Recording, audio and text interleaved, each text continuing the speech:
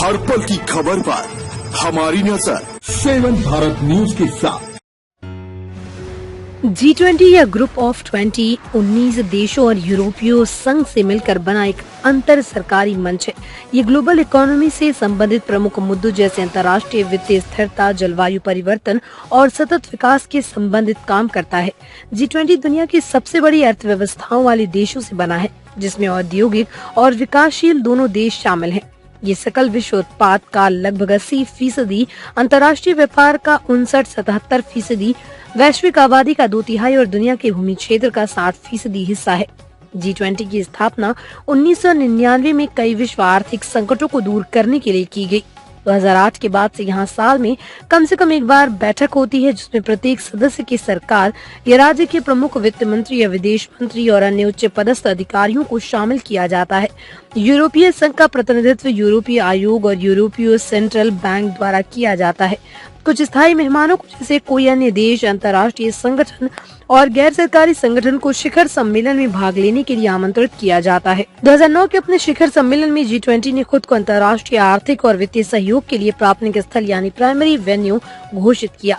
2022 तक समूह में 20 सदस्य अर्जेंटीना, ऑस्ट्रेलिया, ब्राजील, कनाडा, चीन, France, Germany, Bharat, Indonesia, Italy, दक्षिण कोरिया, जापान, मेक्सिको, रूस, सऊदी अरब, दक्षिण अफ्रीका, तुर्की, यूनाइटेड किंगडम, संयुक्त राज्य अमेरिका, स्पेन, संयुक्त राष्ट्र, विश्व बैंक, अफ्रीकी संघ, आसियान और यूरोपीय संघ, साथ ही स्थायी अतिथि भी आमंत्रित किए जाते हैं।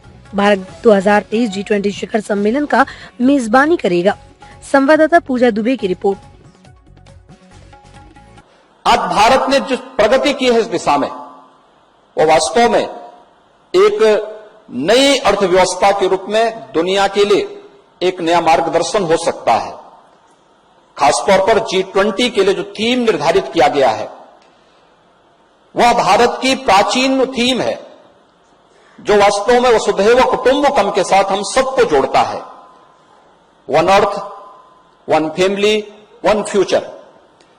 ये वास्तव में भारत का वो प्राचीन श्लोक है जो भारत की दुनिया के बारे में उस सोच को प्रदर्शित करता है, जिसमें हमने जो कुछ भी हमारे पास था या भारत के पास है, उसको हम लोगों ने कहीं भी किसी राग द्वेष के या किसी भी अन्य अहंकार के कभी ये नहीं कहा कि ये मेरा है तो इस पे मेरा ही एकाधिकार है।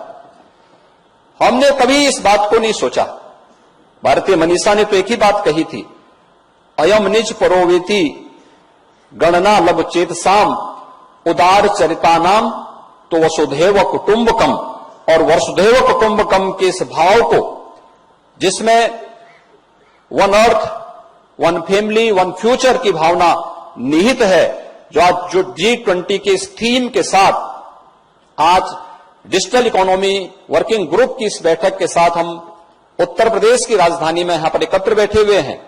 निश्चित ही डिजिटल इकोनॉमी वसुधैव कुटुंबकम के इस भाव के साथ पूरी दुनिया को एक परिवार के रूप में आगे बढ़ाने में मदद कर सकती है, उनके जीवन में और मानवता के जीवन में व्यापक कल्याण का भाव लेकर के आगे बढ़ सकती है।